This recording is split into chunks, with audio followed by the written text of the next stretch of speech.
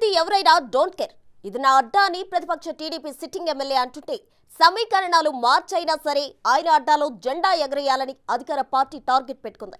నియోజకవర్గంలో హ్యాట్రిక్ ఎమ్మెల్యేను ఓడించడం అంత ఈజీ కాదని తెలిసినా అక్కడ విజయాన్ని వ్యక్తిగతంగా తీసుకున్న అధికార వైసీపీ ఏ చిన్న అవకాశాన్ని వదులుకోకూడదన్నట్లు ఎన్నికల్లో కష్టపడింది. మరక్కడ వరుస విజయాలతో ఊపు మీద ఉన్న సిట్టింగ్ ఎమ్మెల్యేకి వైసీపీ చెక్ పెట్టగలుగుతుందా?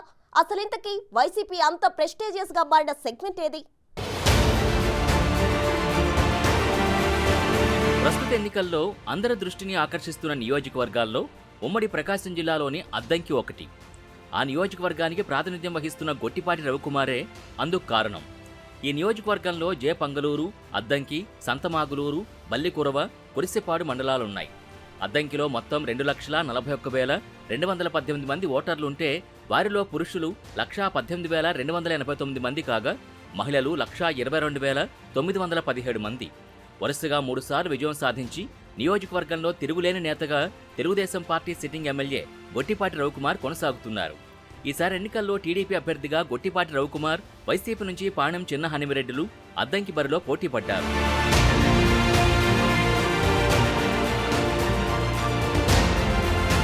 ఏ పార్టీ నుంచి ఎవరు బరిలో ఉన్నా అద్దంకి నియోజకవర్గంలో ఎమ్మెల్యే గొట్టిపాటి రవికుమార్ చుట్టే రాజకీయాలు తిరుగుతుంటాయి. పార్టీలతో సంబంధం లేకుండా అద్దంకి నియోజకవర్గం నుంచి వరుసగా 3 సార్లు గెలిచారాయన.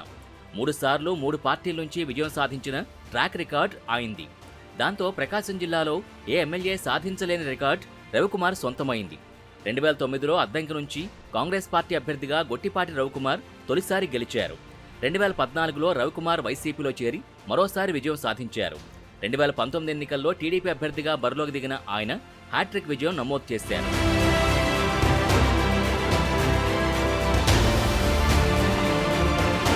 అద్దంకి నియోజకవర్గంలో బాచిన చెంచు గరటయ్య, కరణం బలరాం, గొట్టిపాటి రవికుమార్ కుటుంబాలదే హవా. బాచిన గరటయ్య ఈ నియోజకవర్గంలో కీలక నేతగా చాలా కాలం కొనసాగారు. కరణం బలరాంకి రాజకీయ ప్రత్యర్థిగా అద్దంకిలో ఆయనకు చుక్కలు చూపించారు. కెరీర్లో 4 సార్లు అద్దంకి ఎమ్మెల్యేగా గెలిచి టీడీపీతో అంటకాగిన గరటయ్య తర్వాత వైసీపీ బాట పట్టారు. గత ఎన్నికల్లో గొట్టిపాటి రవి చేతిలో ఆ సీనియర్ లీడర్ వైసీపీ నుంచి పోటీ చేసి పరాజయం మూటకట్టుకున్నారు. దానికి ముందు 2 సార్లు గొట్టిపాటి అద్దంకిలో కరణం బలరాం ఫ్యామిలీకి చెక్ పెట్టగలిగారు.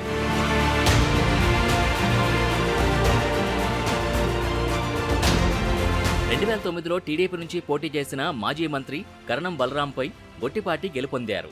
2014లో వైసీపీ నుంచి పోటీ చేసి కరణం బలరాం కుమారుడు వెంకటేష్ను ఓడించారు.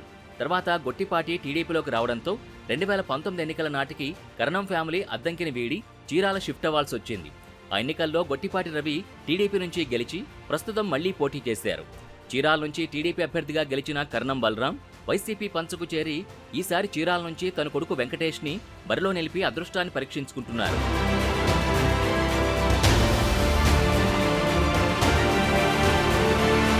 అద్దంకి నియోజకవర్గంలో గొట్టిపాటి, కరణం వర్గాల మధ్య ఆధిపత్య పోరు ఎప్పటినుంచో ఉంది.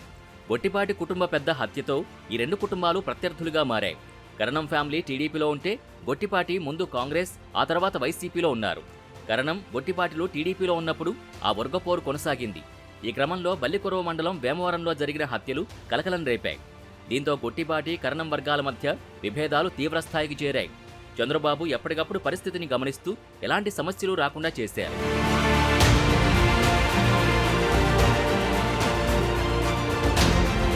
కరణం ఫ్యామిలీ చీరాల్ని అంటిపెట్టుకోవడంతో అద్దంకి నియోజకవర్గంలో టీడీపీ అభ్యర్థి గొట్టిపాటి రవికుమార్పై గుంటూరు జిల్లాకు చెందిన పాణెం చిన్న హనిమిరెడ్డిని వైసీపీ రంగంలోకి దింపింది.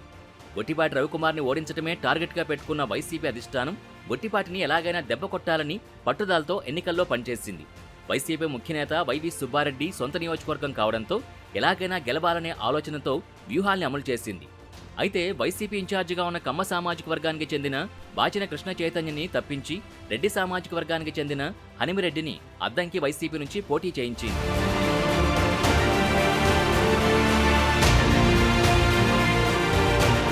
కమ్మ సెగ్మెంట్గా ముద్ర ఉన్న అద్దంకిలో వైసీపీ రెడ్డి ప్రయోగం చేసింది. దాంతో అద్దంకిలో ఈక్వేషన్స్ మారతాయని వైసీపీ నమ్మకం పెట్టుకుంది. వాస్తవానికి వైసీపీ వేసుకుంటున్న లెక్కలు వర్కౌట్ అవడం అంత ఈజీ కాదంటున్నారు. అద్దంకి నియోజకవర్గంలో 55,000 కమ్మ సామాజిక ఓట్లున్నాయి. ఆ తర్వాత ఎస్సీ మాదిగ ఓటు బ్యాంకింగ్ ఉంది. కమ్మ, మాదిగ సామాజిక ఓట్లే నియోజకవర్గంలో గెలుపోటముల్ని నిర్ణయిస్తాయి.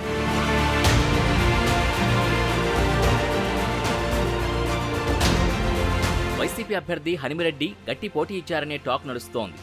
బట్ గెలిచే పరిస్థితి లేదని రాజకీయ విశ్లేషకులు అంచనా వేస్తున్నారు. వైసీపీ క్యాస్ట్ ఈక్వేషన్స్తో ప్రయోగం చేయడంతో కమ్మ వర్గమంతా సంఘటితంగా గొట్టిపాటి రవికి అండగా నిలిచిందని అంటున్నారు. అయితే వైసీపీ మాత్రం 100 ఓట్ల తేడాతో అయినా తామే గెలుస్తామని లెక్కలు వేసుకుంటోంది. టీడీపీ క్యాడర్ అయితే 10,000 ఓట్ల మెజార్టీ ఖాయమని, గొట్టిపాటి రవి 4వ ఎమ్మెల్యే అవుతున్నారని భారీగా బెట్టింగులకు దిగుతున్నారు. ఉమ్మడి ప్రకాశం జిల్లాలో సీనియర్ ఎమ్మెల్యేగా ఉండడంతో కూటమి ప్రభుత్వంలో మంత్రిగా అవకాశం దక్కుతుందని అంచనాలు వేసుకుంటున్నారు Telugu తమ్ముళ్లు.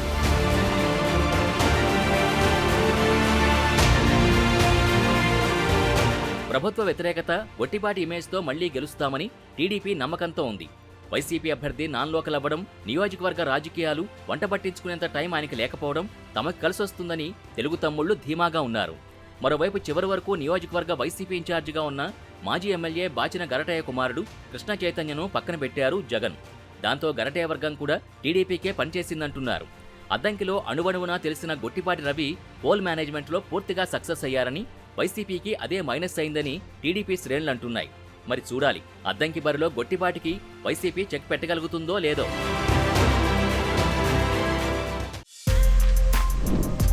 For more videos like this, subscribe Big TV channel.